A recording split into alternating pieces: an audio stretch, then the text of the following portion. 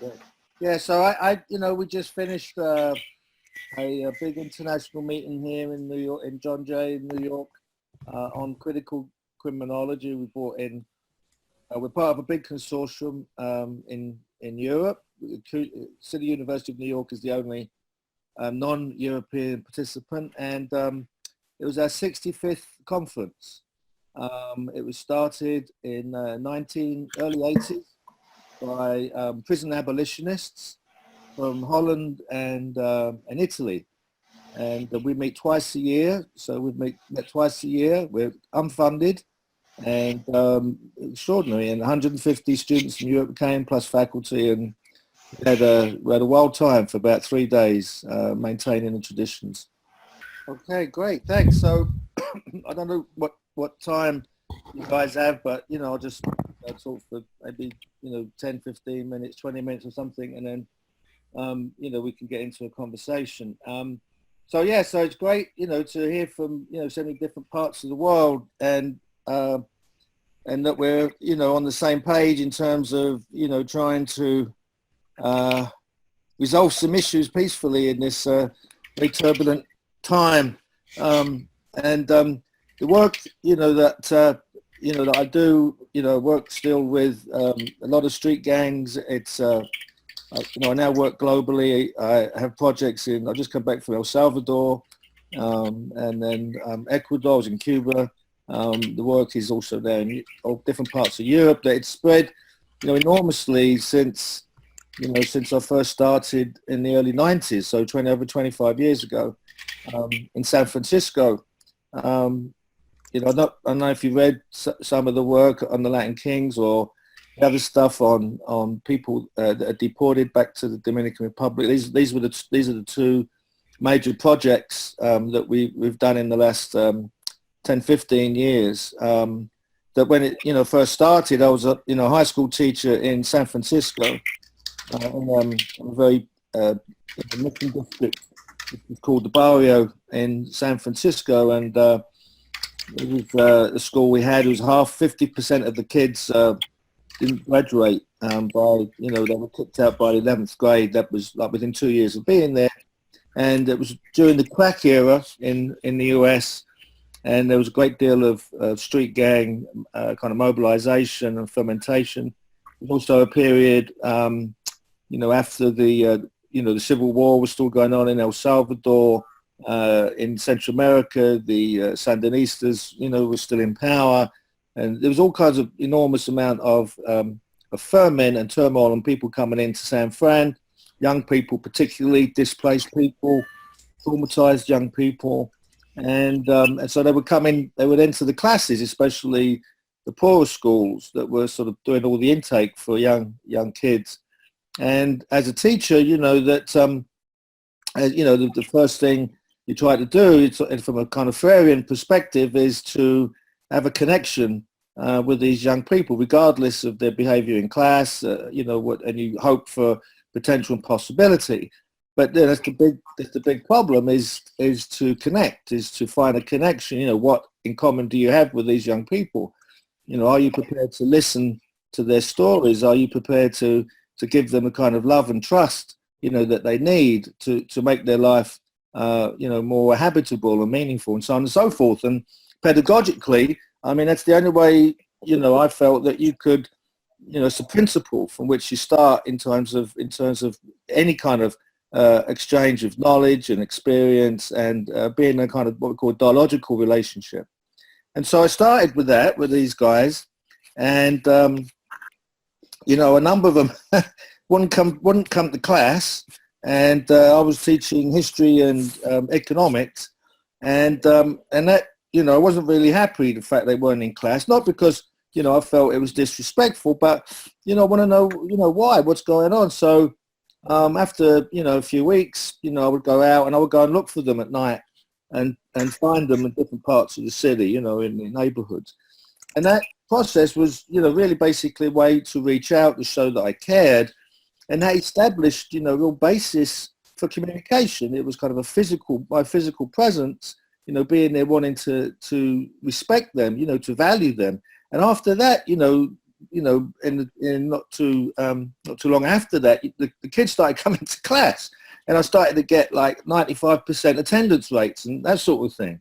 And kids, then started to write about themselves and write about all their secrets and their secret lives and, what we call their subterranean lives. And some of this, involved, drugs and violence and just social networks, that some people that we call gangs and so on and so forth. So we started to write about all this, and it was very successful, and the discipline in the class improved, all kinds of things, went up from then on. Anyway, so I finished the teaching bit, and then I went back to university. I was at the University of California in Santa Barbara, which is in the middle of California, and started to write my dissertation based on the kids in my class. And the dissertation is actually called "The Future is Up for Grabs." And it was a way to try to understand the question. The big question at the time, as it usually is why do kids drop out? Because they're all sort of classified as at-risk kids, you see. And I turned it on its head and I said, well, why do kids drop in? Why would you come to a school that really, doesn't want you? Why would you come in through metal detectors every day when you're always under suspicion? You're coming from a criminalized community. Why? Why do you come? I mean, I know it's the law. And so turning it on its head, we began to sort of, respect these young people and their tremendous kind of struggles just to be there at the age of 16 or 17, coming from the traumatized background. And I found anyway, that those that graduated, that weren't part of the 50% who dropped out, that they began to understand their lives more historically. They began to value the resistances, not just of themselves, but in particular of their parents. Parents who had come across the border illegally or whatever, tried to struggle, keeping down 2 jobs, all these things. And once the kids started to gain that kind of, understand, their extraordinary levels of resilience that they already had, and particularly their cultural place in society, they began then to see education in a different light. That instead of it just being a succession of jumping through hoops, that it could be something, for us, as knowledge to share, to empower ourselves, and to give us a way to shape the future. So anyway, so that was that. So pedagogically, that was interesting, and I wrote about this ethnographically. I wrote about it by attending, literally back in those days, conflict resolution classes, and that's how I got in, because I went back to the school, where I'd been teaching. The teachers allowed me back in to sit down and observe the kids and so on and so forth. And so I would attend all these kind of different conflict resolution classes. Then I would hang out. I hung out for a year in a underneath the school in a class for kids who were so-called maladjusted, and they called it Pump City. And they called it Pump City because they had a classroom, and next to the classroom they had a weightlifting set of machines. And the teacher had got grants, and he bought all these, lifting weight stuff, and he the reason was, he said, they don't respect knowledge, but they can respect their body. And if they learn some kind of discipline, pumping weights, pumping iron, then it would give them a reason to come, and then we could, turn on the knowledge bit, right? They also called it the San Quentin track. San Quentin is the big house on the hill over across the bridge in Marin County. And that's, where a lot of the kids and their parents ended up, unfortunately. So I spent a year with these guys. They were nearly all gang members of now infamous gangs. Over here, they're infamous anyway. You've got gangs like Mother Salvatrucha, MS-13, 18th Barrio, and so on and so forth. And over the course of the year, it was during the crack era, we lost 5 kids in drive-by shootings. 2 were shot outside the school. And so I went through all this with them. It was obviously very traumatic. And I started to write about gang kids in school, because all of the gang studies coming from the US was about kids in gangs on the street as if school didn't exist. And yet the one things all these kids in gangs had in common is that they all went to school at some point in their lives. And so, you know, in this country at least, you know, where school is so important and it's supposed to be, you know, the major means into the middle class, you know, you've got to ask yourself, well, what happened? You know, if you went through this mechanism that's supposed to give you some form of social ability and you end up dead, you know, well, by the time of you're 15 years of age and you've spent 8-9 years in this institution, you know, what happened? You know, why didn't it work? You know, why didn't it work for you? Why didn't it work for your family? And so I started writing about, you know, the street and informal education, other forms of knowledge that is valuable for kids to survive. And I started to understand gangs producing gang knowledge and kind of gang identities and all kinds of, you know, gang organizations and ways of overcoming extraordinary contradictions. You know, because most of the discourse, the language around the gangs was coming from a, you know, a middle-class white perspective. And it's either gangs are seen as totally pathological and from a conservative point of view, they need to be eradicated. So that's why you get zero tolerance and all this kind of nonsense. Or from a liberal perspective, it's like they're seen as, why aren't they like us? And there's a paternalism, a tremendous paternalism towards the gang kid, but there's no really basis for understanding the meanings of their lives, and that perhaps the meanings that these kids attach to their gang or the street or whatever, it could be you know, this could be very pregnant with possibility, and could be ways if they can be organised in this way. Well, why can't they be organised in other ways, right? If they have the ability to be organised and disciplined in a certain aspect of their lives, well, why can't they be like it in other aspects of their lives? And so we started to look at as gangs, as kind of political forces of the street in a society where so many people are divorced from politics, from real politics, in terms of the real ability and capacity to change the world. You know, they don't vote. You know, their opinions are never asked of. You know, they're not connected to real capacities for structural change. But what they do have is culture, and that's where their power comes from, and their street cultures. And that's, that it's kind of a truism, but it's particularly, should be understood in the sense that the capitalists, really understand the power of street culture.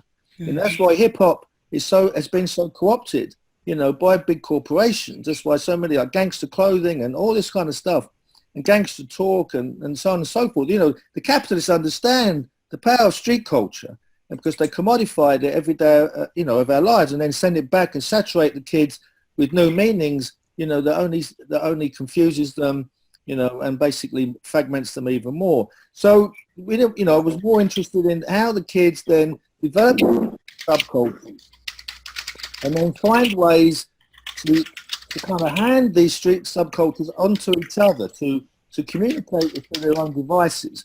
One obvious way to see communication is through graffiti, for example. And certainly in the school I was at, we would have, entire walls, covered in messages. And the teachers would walk past these walls every day and not understand a thing that was going on. And it was there in plain light. The kids are talking to each other, but the teachers don't understand it. So what they would do, they would get frightened about this, and the security would come in and paint the walls every day and paint over the graffiti. And every day there'd be a whole new wall of graffiti. It didn't matter how many times they painted over the walls. They couldn't eradicate, these different other ways, these symbols of communication. So the obvious thing is why are these kids communicating in this way, right? And what does it mean? Why don't you get a kid to explain to you what the goddamn thing is on the wall all about, right? And all they wanted to do was paint the bloody thing over to get rid of it, which is what they were doing all the time with most of these kids anyway, in terms of making them invisible. So all you do is eventually this constant round of repression and suppression and marginalization. All you do is actually amplify the very thing that you wish to control. By pushing kids into the margins, they will find other ways to survive, and they will simply adapt to the new levels of repression. Even when you eradicate them, and you kill them, which they do, say, in Brazil or in El Salvador, there's sort of massacres basically of kids on the street. they still come back. I mean, if you look at, say, street gang proliferation, it's enormous. And the more repression that you mete out to them, actually all you do is amplify, what we call amplify the deviance, and that's what goes on. So when I came to New York in the 90s, it was fascinating because, I'd come from this situation in California where, we had about 15, 16 gangs in this one school, and I'd mapped out all the different areas and so on and so forth. So it was fairly natural for us to have gangs in school. But in New York, it's strange because New York City is the first city where gangs are actually, talked about back in the 1880s and 1890s, other than Chicago, who came a bit later in the 1920s. When I came there, the head of the was it parent outreach or whatever his name was, called me up and said, Dave, we've heard you're a gang expert. We think we have a gang problem in the schools. And this is New York. This is the largest public school system in America. We have 1.5 million students. And I said, wow. I said, you think you got a gang problem? I said, I just come from San Francisco. I said, Jesus Christ. I said, just in one school we've got 13 gangs, whatever. He said, yeah, but, we don't seem to have many, gang problems in the school, but it's now becoming an issue. This is in 1994. So I got brought onto the gang task force. I was the only social scientist there. I spent 2 or 3 years studying in the most supposedly violent schools in New York City. In 96, this interesting thing happened in New York was that they had a trial, and I was just reporting after 2 years of research to the Department of Education. I said to them, after being in all these schools, I said, I don't think the gang's the problem, to be frank with you. I mean, there are gangs in your schools, but these schools are schools in crisis, and there's so many other issues like the budget. There's the constant change of teachers, all kinds of low morale, all that sort of thing. And there are gangs, but the gangs are really pretty way down the list in terms of the issues. And so they didn't want to hear that because they wanted me to say the gangs are the big issue and this is the thing we have to eradicate and all these other issues are secondary. And I said, no, it's the other way around. Well, just as I was saying that and being called, a bleeding heart liberal, and all that sort of usual nonsense, there's this huge case in New York City or in the United States. And the leader of this group called the Latin Kings was just found guilty of ordering a series of murders from within his solitary confinement cell, which is very difficult to do in America because everything in a solitary confinement cell, it's even if you write, everything that you write is checked. If you have a phone call, everything is recorded. So if he ordered whatever executions, the police and the correctional establishment would have known what the orders were and they could have prevented it, but of course they didn't. But this guy gets found guilty and he receives 250 years imprisonment. He's already been in prison for something like 10 years anyway. But the big thing was they added this special kind of punishment, the special punishment, which was 45 years in solitary confinement. And so they sent him to a special place down in Colorado called Florence. It's the biggest supermax prison in America. And this guy from the Latin Kings gets the most severe prison sentence of any federal inmate since World War II, other than obviously being executed. So this as this is coming out, I'm telling these guys, gang's not your problem. Here we have the most, infamous case in America at the time. And it's all sort of very, very contradictory. Precisely at that time, Luis Barrios, unfortunately, can't be here today. He's a priest. He's an Episcopalian priest, so he's doing services, all day up in Washington Heights, which is a big Dominican area here. Otherwise, he could sort of be on it as well. But just about this time, he comes up and he says, Dave, do you want to study this group, the Latin Kings? They're meeting in my church, and they meet regularly. I think you'd find them interesting. So, of course, that's how the whole thing started. And, moved from the experience in San Francisco and sort of pedagogy, ethnography, to working with this group, which is now public enemy number one in the United States. And we hung out with them for about 3 years constantly, in the streets, in their homes, in churches, in schools, and so on and so forth. and then followed them through after a number of them were arrested and given put in prison for like 15 to 20 years, and then came out with the book in 2004. And so the issue was here, to how to understand this group. This group had about something like 3,000 members, so it's quite large in New York City. It's spread all throughout the city. It was also in various states around it. How do you tell the story of this group, which is so vilified and so on and so forth? Well, so the first thing is, number one, ethnographically, for me at least, is to place young people or place any subject that you have in its historical context. That's number one. If folks, can't be part of some kind of continuity or discontinuity in history, it's impossible to understand, how they've arisen and where they're going and how they see themselves and so on and so forth. So your history is terribly important, not just for the group, but for the community from which they come and so on and so forth. Number two is, obviously, if you're going to study them ethnographically, it's got to be collaborative. I mean, they have to be involved as active subjects, not simply objects, of your gaze. And we were fortunate, and I've always been fortunate, to have a very good relationship, with all the people, that I work with and participate with and study. And so at that time, I sat down with their leader, King Tone, who actually now works, in the field of AVP. He did prison time, he came out, and he's working with me in Washington, D.C. and trying to reform the juvenile justice system there.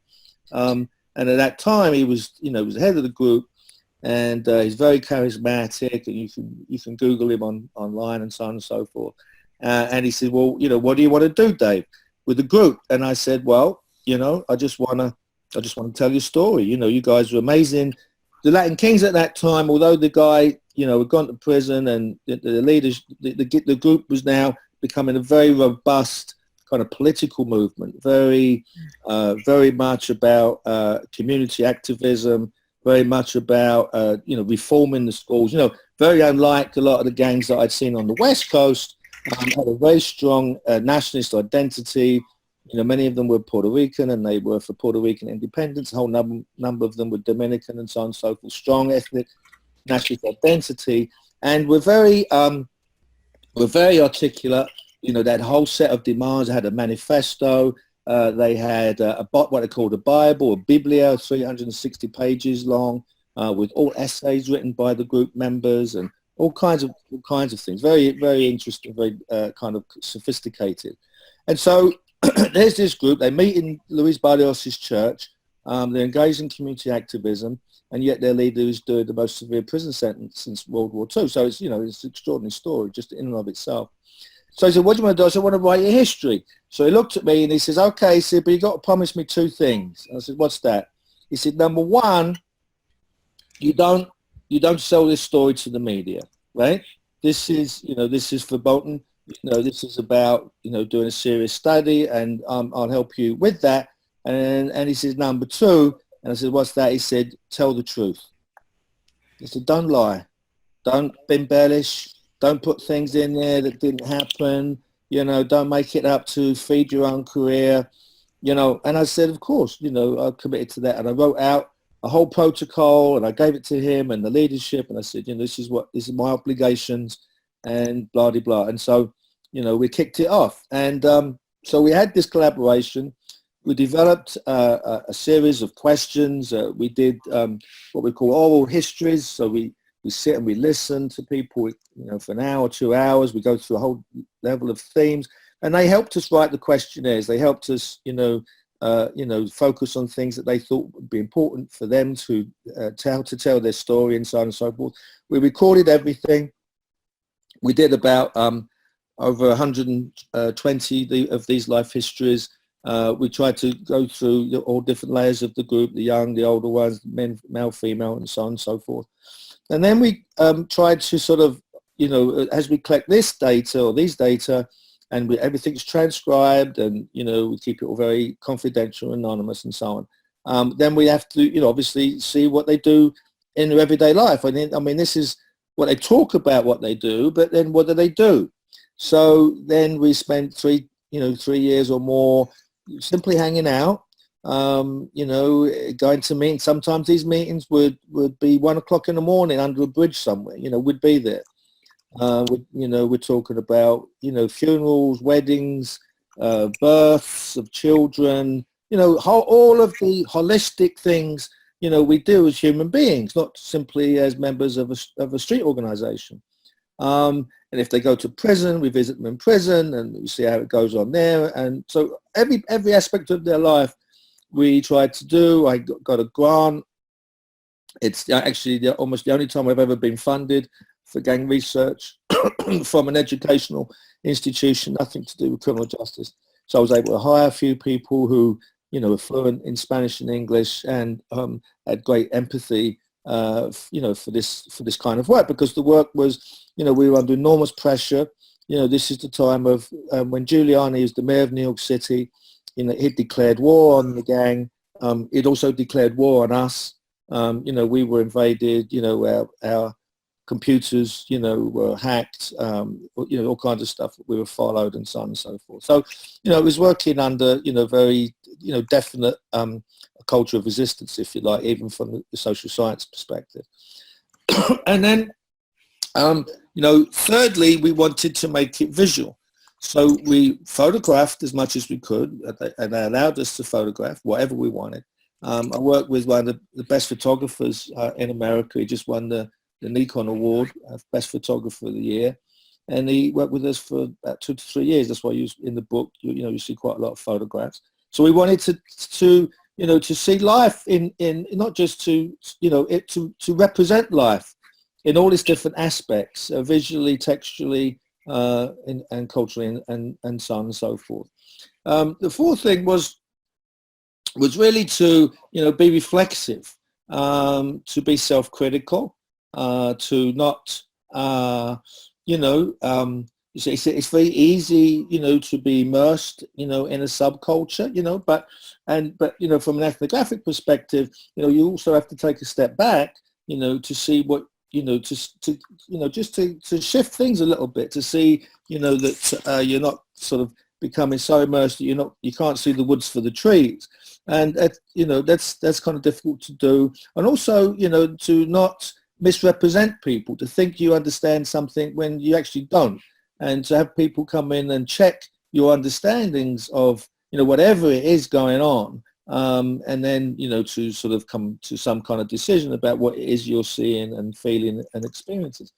And then the fifth thing is, you know, to not underestimate, you know, your own emotional relationship with the project. You know, it's very easy to be, you know, Cartesian, you know, I think, you know, therefore I am, you know, and, you know, in fact, you know, I'm much more of a sort of person who, I like, for example, Eduardo Galeano. You know, he talks about senti pensante, feeling, thinking, and that to understand, you know, that, you know, what you feel, what you experience, you know, is also very important. It's not simply about what you observe, and to somehow, you know, write from the head and the heart, you know, when you start to write, and not simply, you know, from a cerebral abstract standpoint, especially when you're involved in, you know, such, you know, kind of tense political, sociocultural work on the streets. And so all these things, you know, were, you know, very important for us.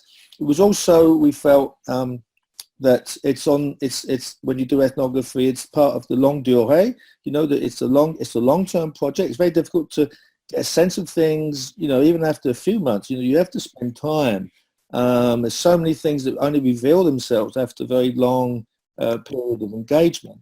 And so that's why, you know, we started in 1996, but the book never came out till 2004, because, you know, it took us all of this time, 4 or 5 years, you know, to really sort of have, you know, a better picture, or a picture of what had gone on that made more sense, I suppose, really. And we could sort of follow through, you know, what, especially when people went to prison, you know, what was happening to people from their standpoint after they were sent away. Anyway, the book came out in 2004. Giuliani, you know, was seen as being successful. He essentially destroyed the group, and it's important to understand that during that whole period of time, there wasn't a single homicide within the group. that they had actually achieved what they said they would do. They would become much more peaceful and pro-social, and become much more political, and they were. And it's precisely because they were becoming more political that Giuliani said about destroying them. They spent far more money on destroying this group than they would have spent, for example, on destroying the mafia, or groups that are much more entrepreneurial. But that's the point. That's the whole point of it, is that they didn't want a group like this to have aspirations to change, to be anything other than their pathological kind of a stereotype that the dominant society had constructed. And this related to, and you couldn't understand it simply in the present, you had to understand it within, again, history, because this is also the city that had the Black Panthers. This is also the city that had the Young Lords in the 60s and the 70s. So we had this resistance history of the street. And the one thing of the dominant class is they did not want that kind of resistance ever to come back again, to ever, show its supposedly ugly face. And then you begin to understand, if you read stuff now, like, for example, Elizabeth Hinton's work, from the war on poverty to the war on drugs, and there's just a new book come on New York City. You begin to understand what happened in the 70s in New York City. It was the experiment of neoliberalism. It was first tried here in the advanced capitalist world.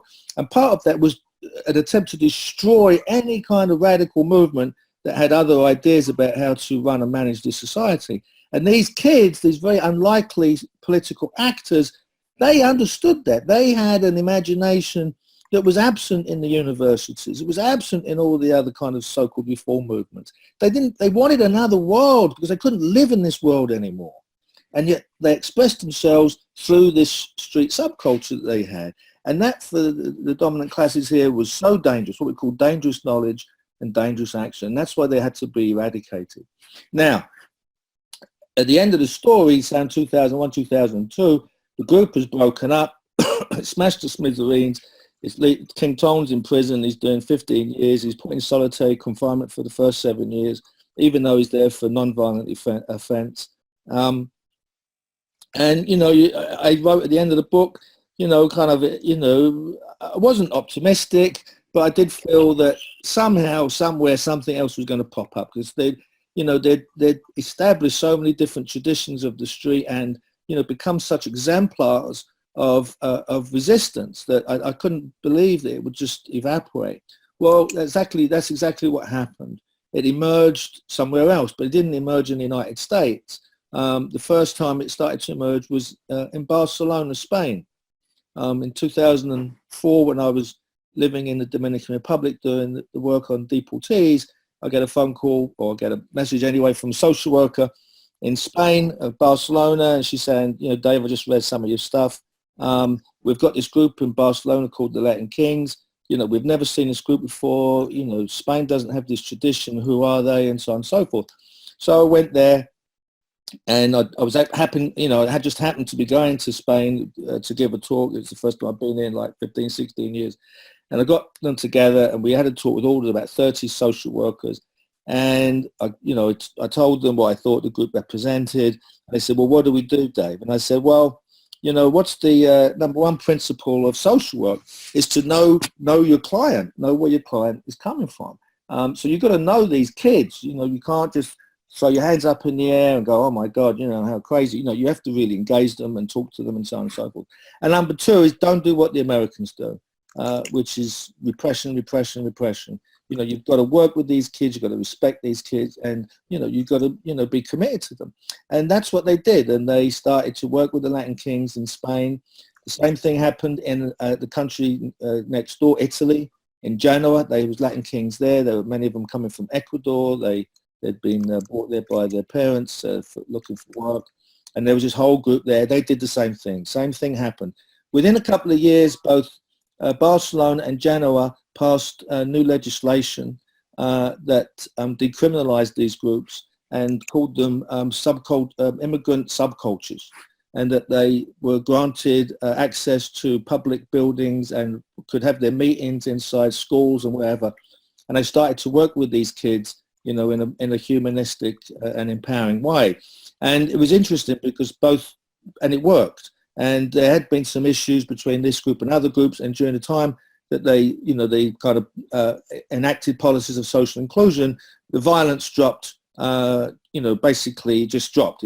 Very few incidences after they started working with them, as opposed to, say, Madrid, where it also had these groups, and then Madrid brought in Giuliani, and they did the zero tolerance nonsense in Madrid. They made the group, they proscribed the goods, they made them illegal, and you saw an absolute increase in violence, but not just between these groups and other groups, but there were these fascist youth that now saw this persecution of these youth as a way to then attack black and brown people in Madrid, and a whole range of racist attacks on people started to take off. So you saw exactly the same, what we thought would happen, it happened, and there you could see it was like a kind of, laboratory, if you like.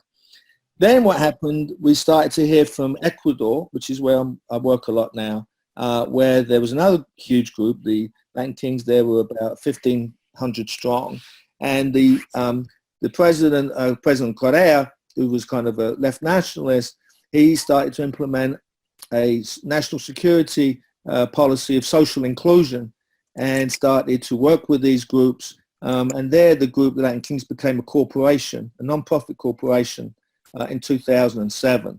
And this new book came out just recently.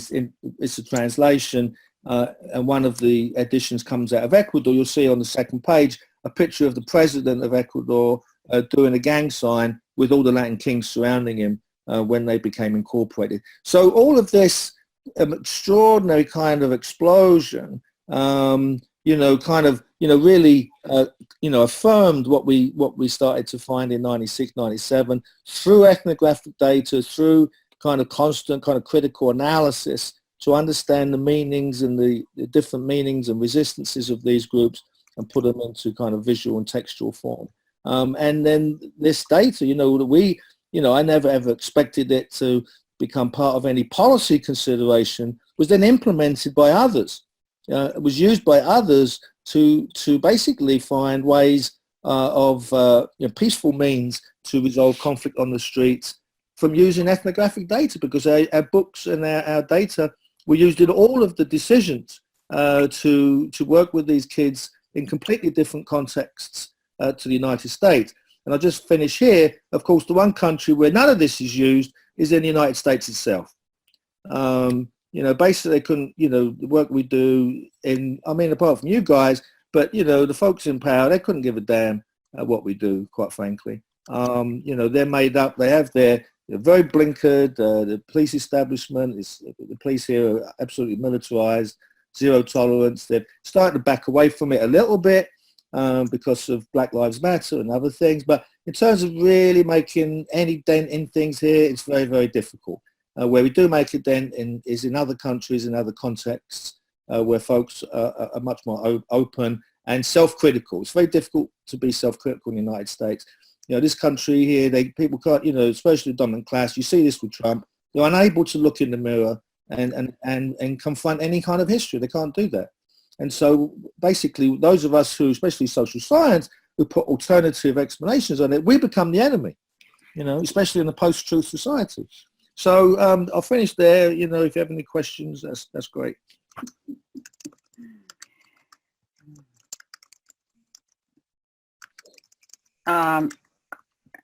Thank you so much for that wonderful accounting.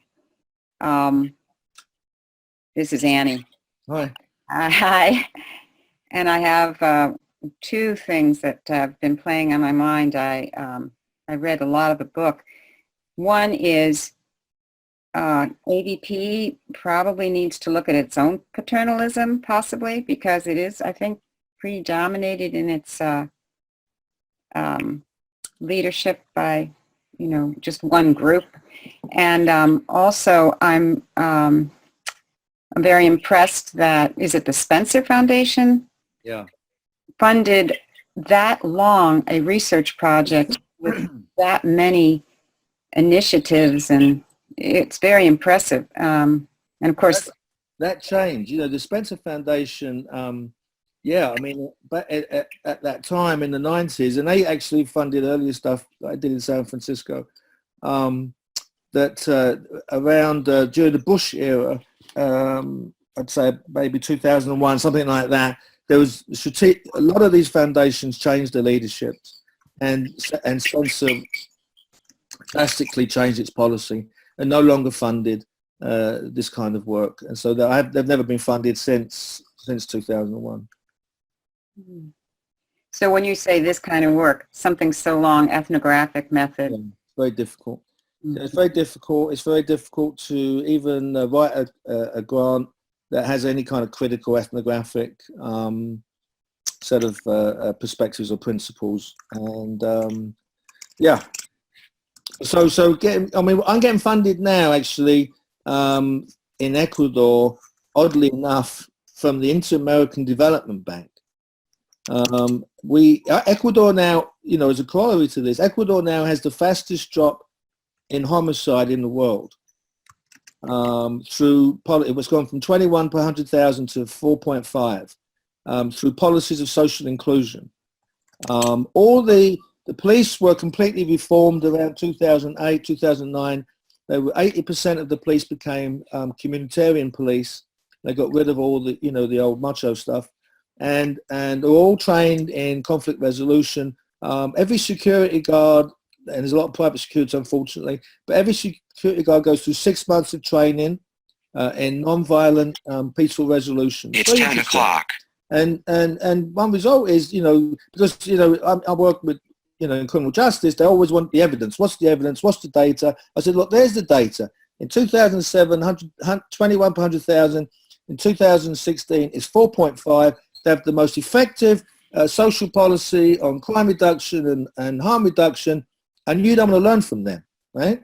Because it's a developing country, it's leftist, and so on and so forth. And so, it's quite extraordinary. So the Inter-American Development Bank just gave us some money to study this, and they were really interested because we said we would study it from below. So we're doing 2 projects now in Quito and Guayaquil.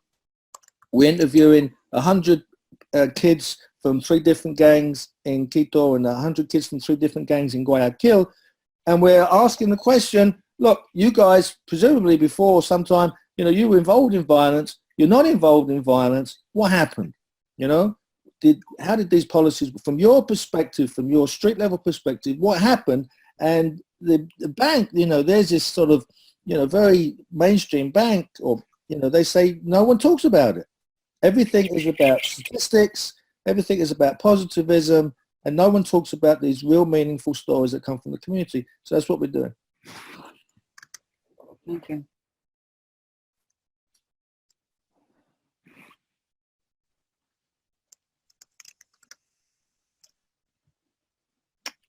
I'll make another observation. It's very hard not to be political. And I think AVP works very seriously to, as one AVP facilitator put it, take no sides. But I think that's becoming increasingly more difficult. Well, yeah. I mean, what do you do? For example, the opposite to the Ecuador situation is where I've just come from, San Salvador. El Salvador now has the highest homicide rate, supposedly, of any country not at war. It's about 110, 100,000 murders, which is extremely high. And yet we have supposedly leftist government, the Frente, which was, the political wing of the FMLN, that fought in the Civil War. And they're implementing not just zero tolerance, they're implementing super zero tolerance. They call it super mano dura. And it's just absolutely amazing. And, the prison population's exploded. It's increased by something like 4 times, so 450% increase in prisons. The prisons are funded by USAID, a lot of them, it's US, foreign policy basically. And, there's a whole rash of executions of young people, social cleansing, essentially. And and you know, it's just extraordinary. And I just met with the general head of police, who himself was a famous commandante, you know, a famous liberation fighter. And I was with two people from the Catholic University there, you know, and we were saying, well, how are you? Why? I don't understand it. Why are you buying into all this from the gringos? You know, from the United States. This is their policy. Why are you implementing this after so long resisting them? And it's very difficult. I mean, it's obviously, it's the question, even to raise the question, is a highly politically charged moment. But, you know, at the same time, you know, the book came out there in Spanish, and at the book launch we had there in the Catholic University, I was staying in the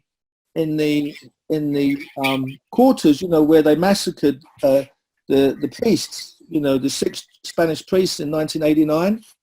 Mm-hmm. And the housekeeper and the little girl. So I was staying actually there where they were killed, and we had the book launch, you know, on that campus. And I was only there for a week. I'd met with all kinds of players. I also met with the leaders of the 2 major gangs there, the MS-13 and 18. And hundreds of people showed up at the book launch, and they were so thirsty for you know, another language, another discourse, you know, whatever, you know, to get away from this us versus them, black and white kind of non-ambivalence, which is heavily sponsored by the United States. And so, you know, again, we're in another situation, a very different situation. And now we've got their head of police actually now inviting the Ecuadorian police to El Salvador to talk about other ways of imagining social criminal justice. Now, you know, it's pregnant with politics. Because all politics is about power. You know, it's about power. Who has the power? Who doesn't have the power? And what do you do when you don't have the power? You know, or you feel powerlessness. And that's, you know, it's really about what the book and all our studies have been about. It's about how people respond to powerlessness. In a situation, in a context, you know, which is so criminalizing, and you cannot avoid the influence of the United States in so many of these questions.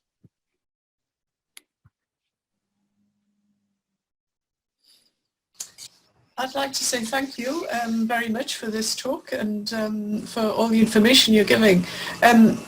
I wish it was more publicized, especially the earlier part where you were talking about the educational implications. And I think what's very interesting about this, all the research that you're doing, is that you're giving a very clear idea of what needs to be done, you know, so that it is research with a practical application as opposed to just academic research. So thank you very much. And how can it be more widely spread, this information? Because I think it's really necessary. Yeah, I know. That's a very good question. I mean, you know, there's another book that came out. It's a smaller book by Routledge. It's just called Youth Street Gangs, which was published in 2015. And I have a whole section there on methodology and how to work with gangs. You know, you might want to check that out at the library or whatever.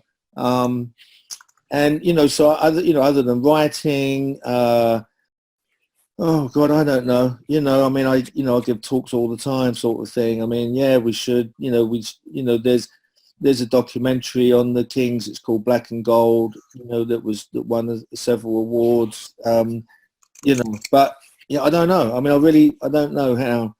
I know that, you know, we're up against, you know, my colleagues at John Jay.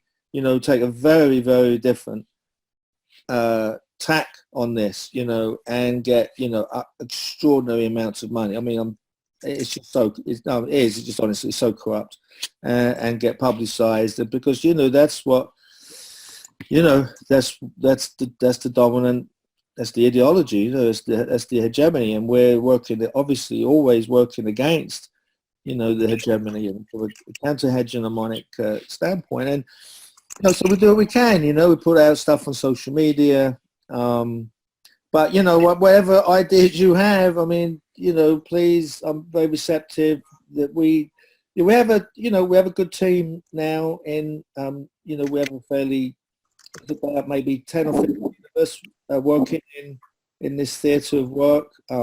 You know, we have networks, you know, in different countries. We're getting the stuff translated into, you know, it's just come out in Spanish. We're trying to get translated into Portuguese, you know, and French, you know, whatever ideas you have of, you know, translating the stuff. A lot of it is simply language, you know, when I speak, you know, other languages, of course, but, you know, a lot of it is people, you know, don't read it because, you know, look, when I say the United States is involved in all this, they're involved in this not just through their politics and their money, but through their ideology. You know, like if you study criminal justice in South Africa or wherever, you know, I can guarantee to you that, you know, a large part of the ideas behind that in that discipline will come from the US. It won't come from other parts of the world.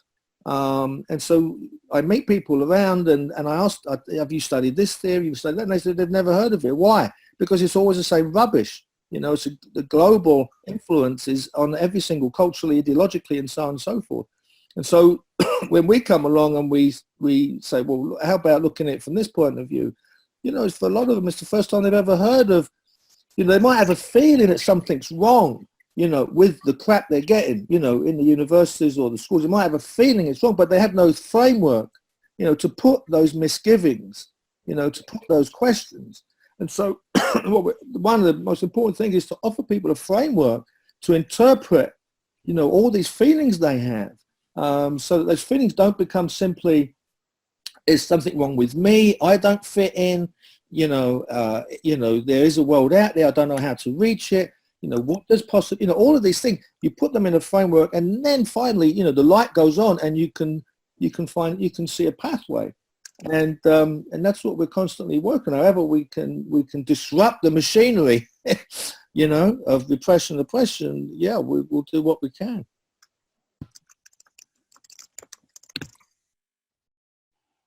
Hi, it's Wendy. Can I ask you a question or comment? Yeah, sure.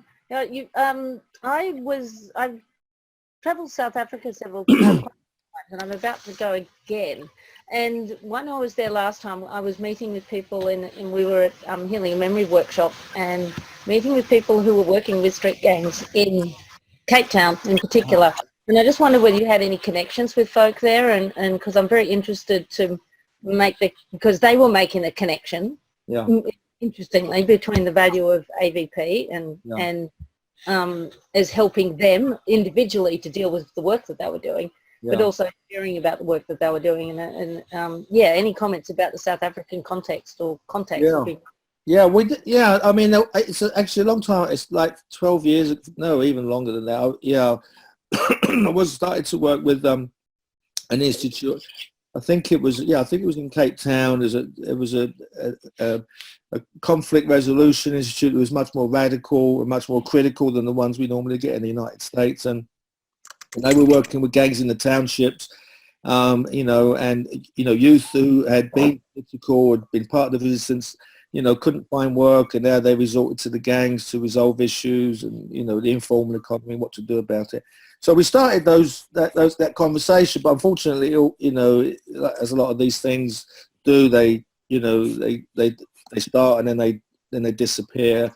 So I've not been talking to them, but we're starting to get together again. There's a new book out by a guy called Dennis Rogers, who I think it's called Global Gangs or something like that. He's an anthropologist at the University of Amsterdam.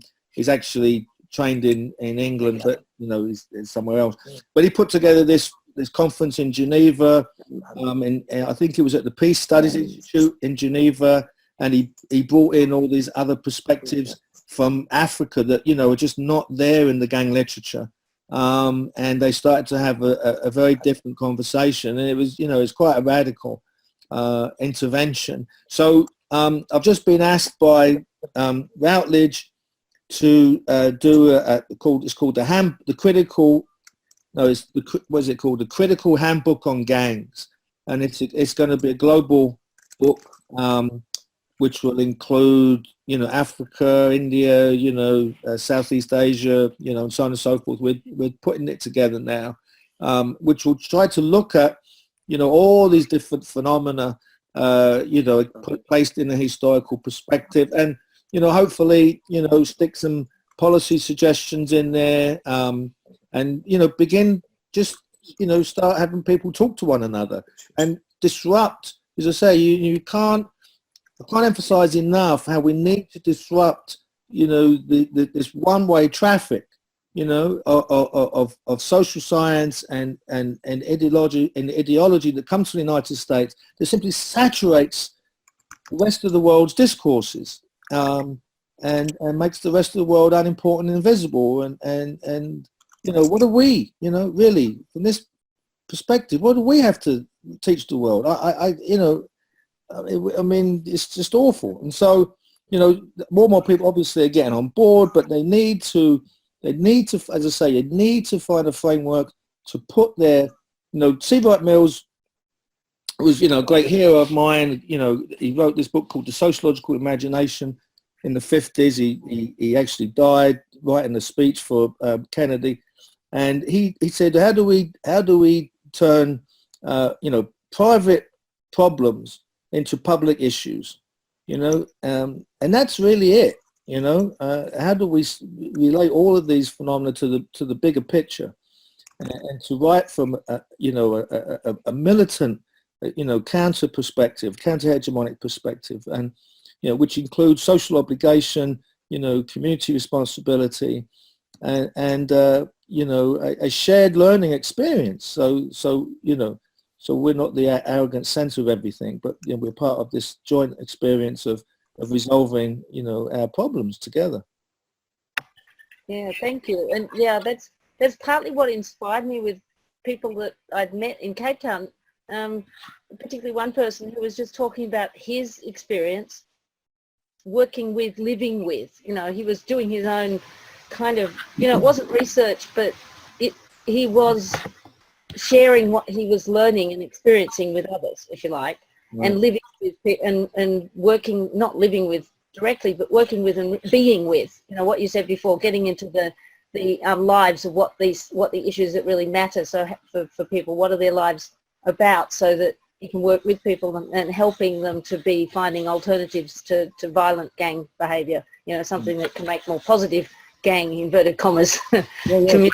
A bit like what you're talking about, and I thought that was an interesting connection. And I have to say, when you said that about the sociological imagination, my mentor and supervisor in my PhD was a social worker, Stuart Rees, who he introduced me to that and that way of thinking. So that's, like that radical, I think it's a strong connection with social work and the peace and conflict perspective that I've inherited. That it's like, how do we challenge, and particularly how, and this is a general comment about research, how my approach to research as well is about, as much as I can, limited as I am, to bring the voices of, the marginalised, the people, the survivors in mass violence in this case, their voices and their perspective, rather than that to influence,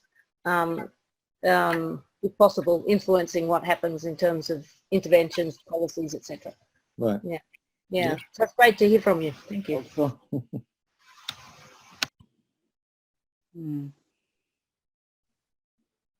Yes. Can I just add a few comments, please? Yeah, please. Yes. Thank you, David, so much for the rich information you've given us. Actually, I would like to highlight a few things about the type of gangs we are having in the Palestinian territory, in Gaza and West Bank and Israel. Actually, gangs in Gaza, and West Bank, could be related into two different aspects. A, the poverty, because every 2 years, we are having wars, war after war after war, and the majority of people being killed are men. So women and mothers became like household breadwinners. They became really households. They became, responsible of securing the basic needs of families. And as a result, most of, teenagers, children, just drop schools and go to the streets forming gangs. They want to secure basic needs for the families by anyhow. They don't care whether it's it's legal or not. Mm-hmm. Yep. So really, sometimes they attack certain crimes, and they really became criminals. They are involved in drugs and in different things. Mm-hmm. The second part of the gangs are related to political issues. Mm-hmm. You know, we are having here in the Middle East different political factions. You know, like Hamas and Fatah, and different political factions.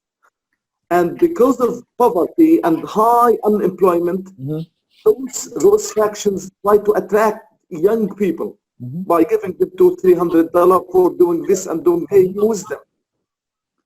So, year by year, those children really become real gangs. They can kill, they can attack any type of crime. Without knowing the real other things.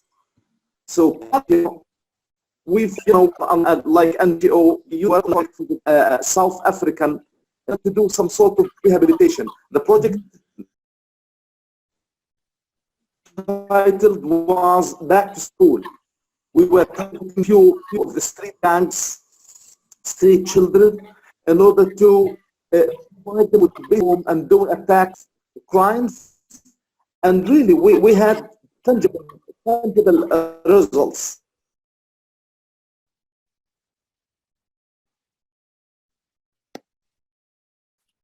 Yeah, I think I've lost you. Hello. Found that some of those gangs, yes, this is part of the stuff I would love to share with you, David, in the future. Some of the projects we were speaking to, so we could just duplicate.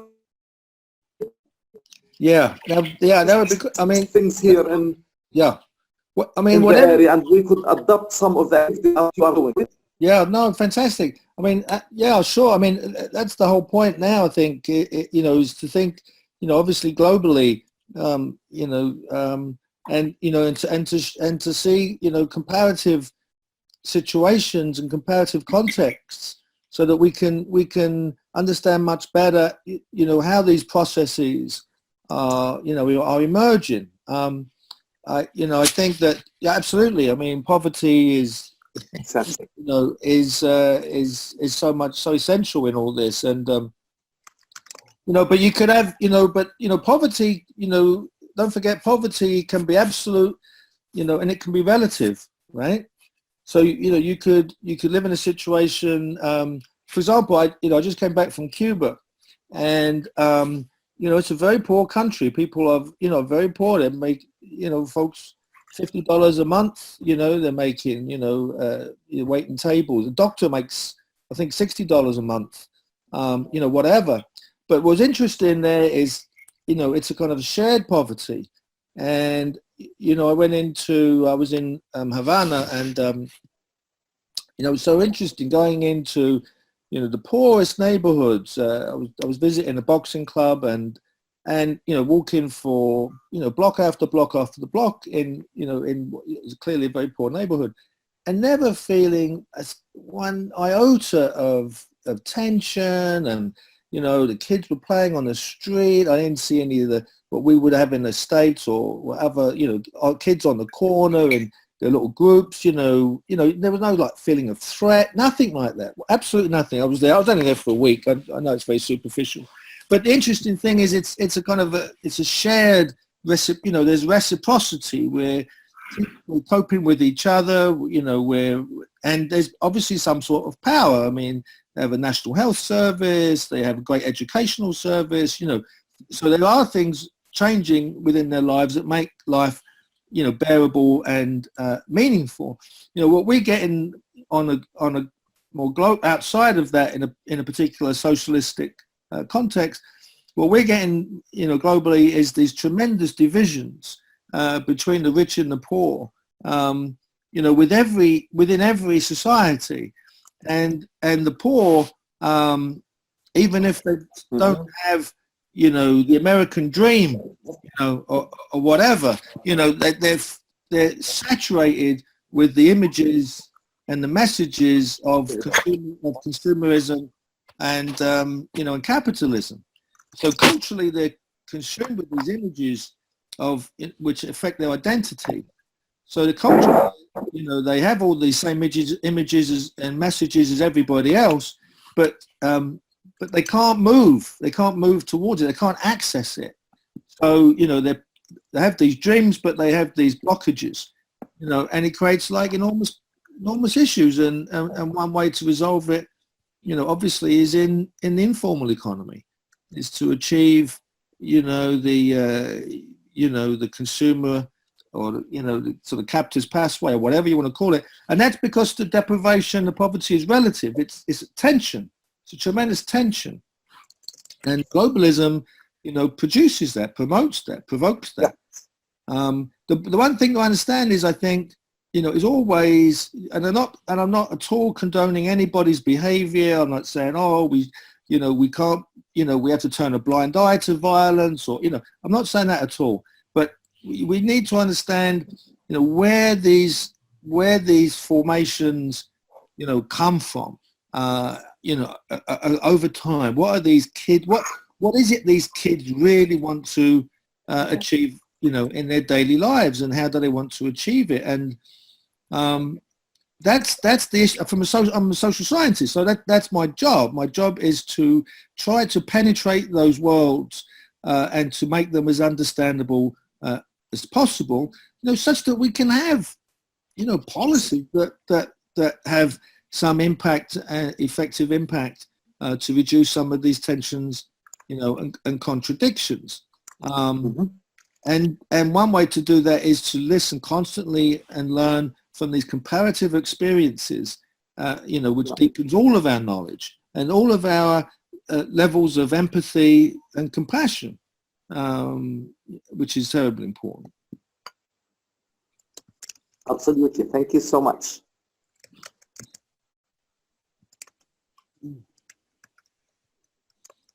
Any other questions?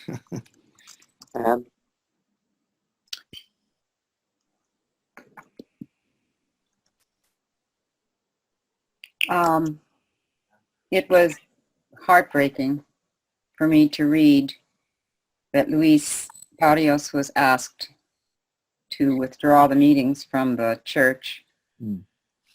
And not only that, but that the Latin community was asked to leave the church. And it brings to mind the splintering of all the vested interests into subgroups, very passionate, very well-meaning, but struggling to find any kind of unifying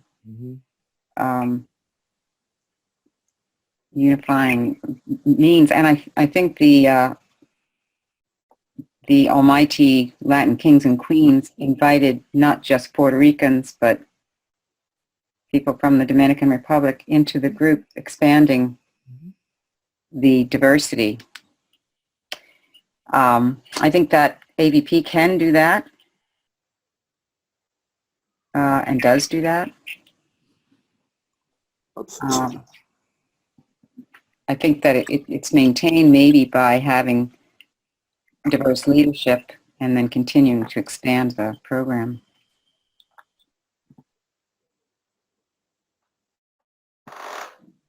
I mean, the thing about the church was very interesting. I mean, you know, first it was a space. You see, it was a neutral space. It was a safe space. They got them out of the streets. They got them out of the parks, you know, which were being, you know, commandeered, you know, by the police and constantly surveyed. So when they got, and we see this again, we see this in Ecuador similarly. You know, and what I said about Barcelona and Italy, it was so important in their reforms to, you know, to kind of socially include these groups, was to give them access simply to space, to protected space, and it made such a difference to them. You know, for that, even for those brief hours they were there, you know, they didn't feel hunted. You know, they didn't feel pursued and persecuted. And, you know, when we lost the space, or when they lost, you know, the space, and for about a month or so, you know, we found other spaces where they could meet, you know, other big churches. And then they lost that too. You know, in fact, you know, it was so interesting. It's actually in the Guardian newspaper on I think it was like January 1st, 1998, New Year's Day or something. It came out, and they had a big magazine that was part of the Guardian, and it was the main article. I think it was called Brothers of the Bronx, and it was all about, you know, the Kings in New York City. And they'd sent over a report, and they worked with us for about 2 weeks on this. And they were there when we had our last meeting in the church, and there must have been about 1,000 members there and their families and so on. And we had this meeting. It went on for about 6 or 7 hours. And during the meeting, the police tried to smash the doors down of the church. And they surrounded the building with sharpshooters, you know, and they arrested all the members trying to come in, and they put us under this tremendous pressure. And then they sent in the fire department. They said, you know, it was an illegal activity, and there were too many people in there, and they did everything they could to disrupt and break up the meeting. And the priests, including Louis Barrett and others, they stood in front of the church and they locked arms, and they refused to let them enter the sacred house, right? And I'm going through all this, and I'm on the inside, and I'm trying to record it and write it all down. I'm thinking, what is this about, really? You know, we're inside, we're having this fantastic meeting, it's tons of energy, all kinds of debates going on, and here's the state coming in and trying to smash up physically. You know, why are they putting so much energy into all this, you see? And I think, you know, to ask the question, you know, is to answer it. I mean, in that moment, you know, the circumstances that certainly we were living in, and we still live in, the state, you know, cannot accept these kinds of activities to openly exist. It cannot accept, you know, the invisible ones literally organizing in their own interests, self-interest, and developing any form of independence or any counter-imagination. And it has to, and it can only react. It can't even react. In the old days, it used to co-opt these movements. Now it simply destroys them. It has no other way than to be, you know, violent and aggressive and punitive. That is the mode d'emploi. That is the normalized conditions, the default position, you know, that we now live under. And this was 20 years ago, so you can imagine what it's like now. But in that moment, it was all so crystal clear what was happening. And then you go, as I say, you have to go outside of the United States to really understand the possibilities of the world. And so I go to Ecuador literally, and I can be in, you know, in the middle of a huge meeting with 1,000 of these guys, and where are they meeting?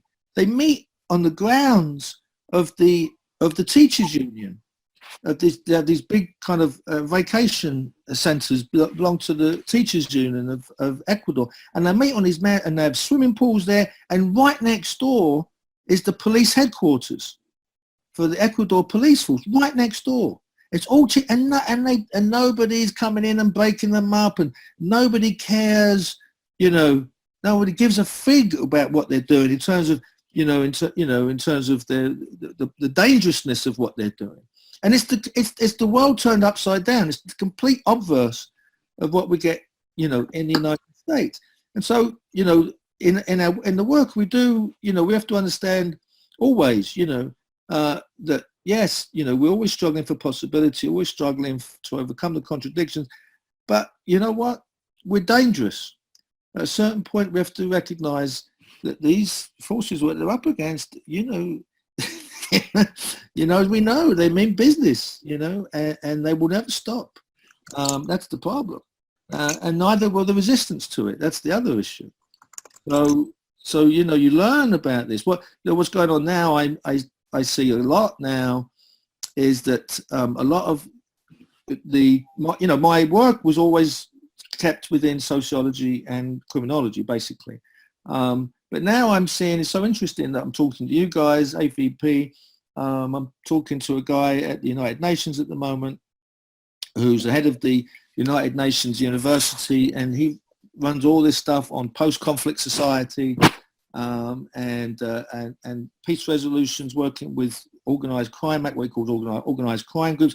He's grabbed a hold of it. You know, I just can't, you know, I talk to politicals, you know, the whole thing has become very, you know, when somebody said, you know, how do we hear more about it? It's actually spreading at a much faster rate now, and maybe it's the Trump effect, you know, I don't know, but it's people are beginning to get a hold of this other way of doing things and thinking about things, especially with these groups, because these groups are everywhere now. I mean, the gang is a huge global issue, and people don't know really, you know, the default position is the United States criminal justice position: get rid of them, eradicate them, and build more prisons, and so on and so forth. And that is completely counterproductive, as we know. But how do we understand it? How do we find a language based in concrete kind of observations and concrete experiences, and raise the voices? And I'll stop here, but raise the, you know, it's one thing to include the voices, right? But there's also a danger that the voices become simply part of the exotic other, you see. So you know, it becomes like decorative, you know, the voices become decorative. And we have to have those voices, you know, must be part of the solution to whatever it is the contradictions are that we're not simply there thrown in. We'll quote we quote this guy, we quote her, you know, we make it look authentic, you know, searching for authenticity. No, they've got to be included as real, you know, grounded partners in any kind of transformation of the social conditions in which we live. So before I leave, I'll just say a couple of things. Just on the LEAP thing, yeah, I did. I don't know, it must have been around 2000, 15 years ago or so. I did the evaluation for LEAP, Alternatives to Violence. They had a national gang project, and so they were looking. They went to like 6 or 7 cities where they had supposedly lots of gangs, and tried to work with them, you know, all that sort of thing, and pass on different conflict resolution strategies and all that sort of thing. And so I traveled with them for, you know, on and off for a year, and wrote up, you know, what I thought, you know, was going on. And you know, it was really interesting. I can't exactly remember the sort of summaries, but you know, one, the gang problem they had, you know, that they were looking at, it was becoming very hyperbolic. You know, the media would, and they still are, you know, making it out to be some huge American kind of related thing, or whatever they were doing, all around violence. And, you know, it really, I mean, there was something there, but it had nothing like the kind of organizational, you know, sophistication of a lot of the American groups. You know, a lot of it was fairly spontaneous, and a lot of it was, you know, around, you know, tremendous levels of marginality and hopelessness, you know, that had come in the wake of Thatcherism from, you know, the 1980s, and had never been, you know, never been repaired. These were highly deindustrialized areas. You know, there were, you know, increasing levels of migrants and immigrants trying to get a foothold.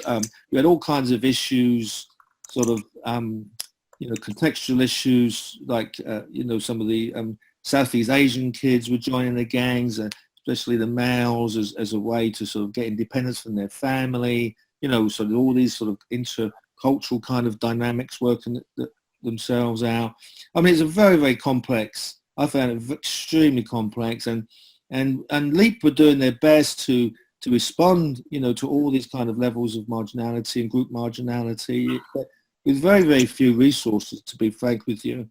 And, you know, I felt that as much as you could have intervened and the root causes of the despair was so deep that you needed some real structural interventions going on that LEAP could be part of, but couldn't substitute for.